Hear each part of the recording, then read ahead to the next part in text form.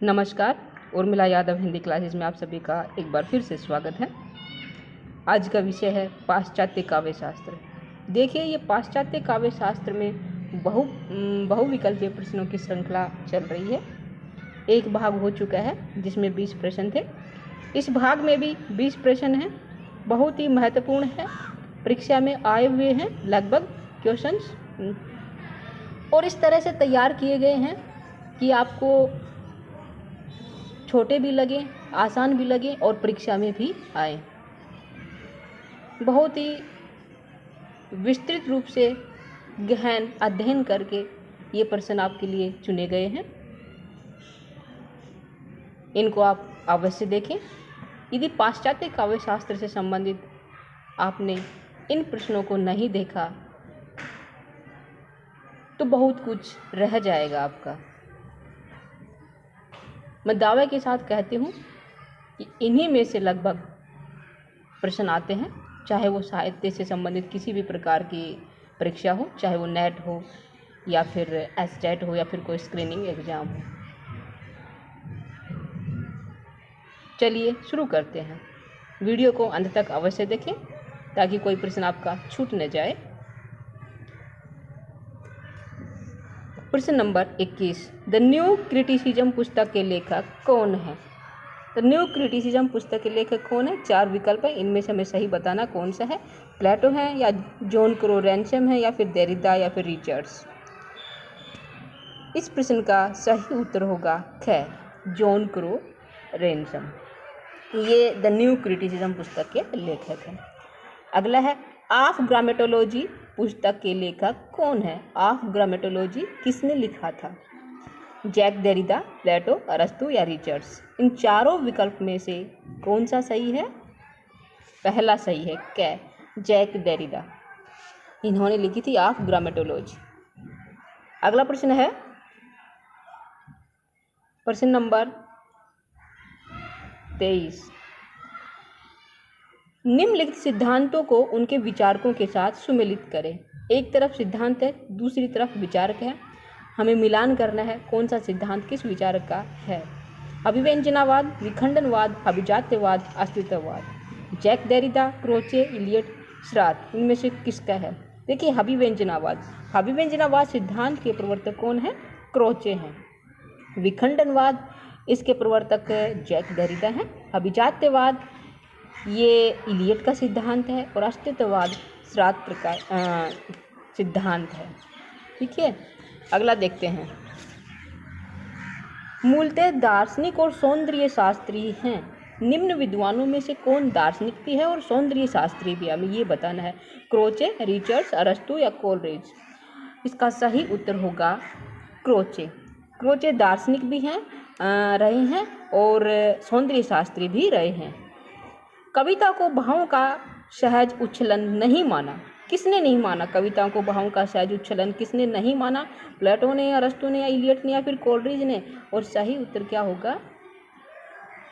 ग, Elliot. Elliot ने कविताओं को भावों का सहज उच्छलन नहीं माना। अगला प्रश्न है,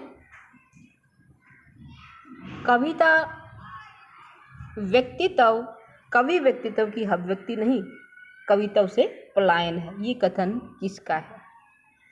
देखिए, कविता कवि व्यक्तित्व की अभिव्यक्ति नहीं, व्यक्तित्व से पलायन है। ये कथन इलियट का है। किसका है? इलियट का है। पहला कै विकल्प सही है इसका। अगला है, परंपरा और व्यक्ति प्रज्ञा निबंध के लेखक कौन है? परंपरा और व्यक्ति प्रज्ञा, इस निबंध के लेखक भी कौन है? इलियट है। ठीक है, अगला देखते हैं। निम्न में से मनोवैज्ञानिक आलोचक हैं। कौन मनोवैज्ञानिक आलोचक है? मैथ्यू अर्नोल्ड या कोलरिज, जॉन क्रो रैंसम या फिर सभी? इस प्रश्न का उत्तर होगा सभी। Matthew Arnold, Coleridge, John crow ransom, ये सभी क्या है? मनोवैज्ञानिक आलोचक हैं। नई समीक्षा के समीक्षक कौन है? नई समीक्षा के समीक्षक कौन है?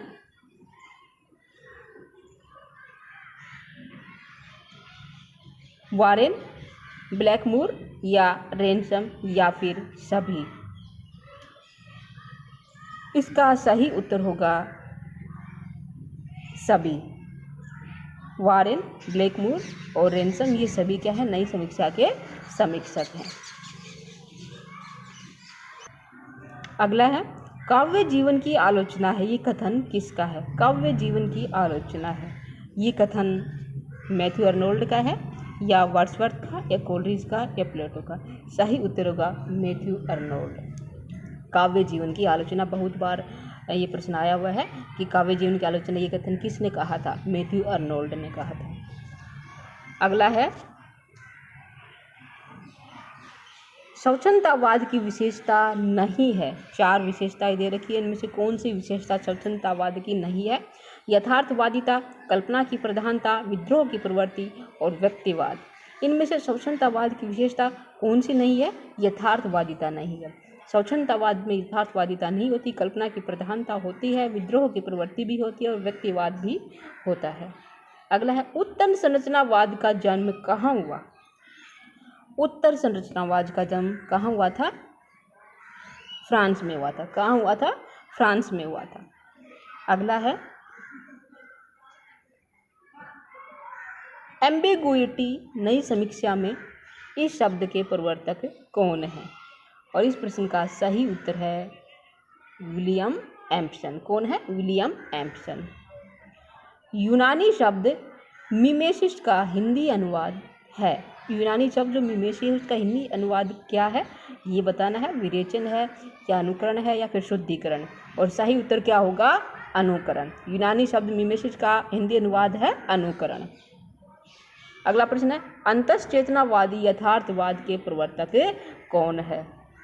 अंतश्चेतनावादी यथार्थवाद के प्रवर्तक कौन है? ह्यूग है, एडलर है या फिर डी.एच. लॉरेंस है या वॉल्टेयर है? और सही उत्तर है क्या? डी.एच. लॉरेंस अंतश्चेतनावादी यथार्थवाद के प्रवर्तक है।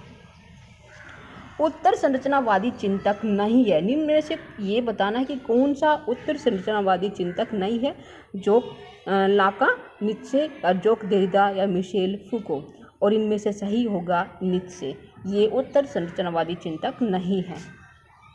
अगला प्रश्न है दार्शनिक यथार्थवाद के प्रवर्तक कौन है? डार्विन, डेकार्टे या लॉक, रिचर्ड्स या एंजिल?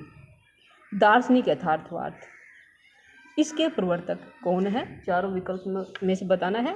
तो कौन है? डेकार्टे या लॉक है दार्शनिक यथार्थवाद के प्रवर्तक। त्रासदी की आत्मा अरस्तु ने किसे माना है? कथानक को माना है, पात्र को माना है या गीत को या फिर विचार को? त्रासदी की आत्मा अरस्तु ने कथानक को माना है। किसको माना है? कथानक को। अगला प्रश्न है अर्थमीमांसा सिद्धांत के प्रवर्तक कौन है? अर्थमीमांसा सिद्धांत के प्रवर्तक डार्विन, इलियट, जॉनसन या रिचर्ड्स? इनमें से बताना है कि अर्थमीमांसा के प्रवर्तक कौन है? रिचर्ड्स। कौन है? रिचर्ड्स। फ्राइडियन यथार्थवाद के प्रवर्तक हैं कौन है? फ्राइड है, एडलर है या फिर डी.एच. लॉरेंस है या ह्यूग है? फ्राइडियन यथार्थवाद बहुत बार पढ़ा है, बहुत बार सुना है, आपको अवश्य पता होगा इस प्रश्न का उत्तर कि फ्राइडियन यथार्थवाद के प्रवर्तक कौन है? सही होगा फ्राइड। फ्राइडियन यथार्थवाद के प्रवर्तक फ्राइड है। आज की श्रृंखला यही समाप्त होती है।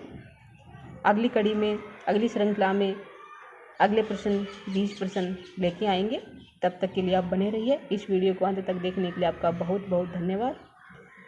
अंत में आपसे एक निवेदन करती हूँ कि आप वीडियो को लाइक शेयर करें और यदि चैनल पर नए हैं तो सब्सक्राइब भी करें। धन्यवाद।